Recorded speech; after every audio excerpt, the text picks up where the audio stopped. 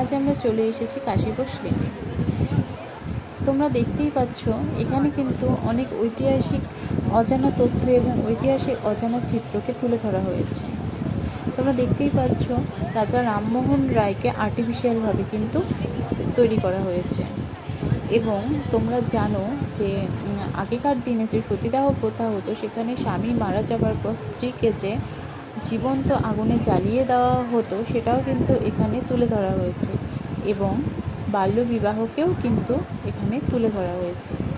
এবং 21 বছরের আগে কোনো ছেলেকে অথবা কোনো মেয়েকে অবাধ্যতামূলক যে বিয়ে দেওয়া হতো, সেটাও কিন্তু এখানে তুলে ধরা হয়েছে।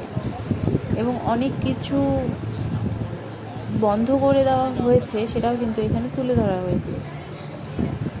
তোমরা দেখতেই পাচ্ছ যে বাল্যবিবাহ কিভাবে হতো, সেটাও কিন্তু এখানে আর্টিফিশিয়ালভাবে তৈরি করা হয়েছে।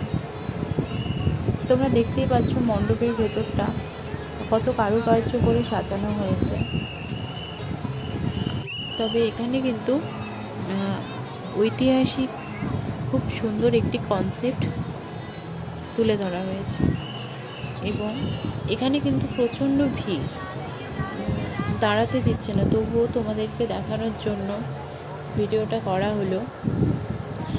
তোমরা দেখতেই পাচ্ছ আগেকার দিনের অনেক বেআইনি কিছু জিনিস যেগুলো তুলে ধরা হয়েছে।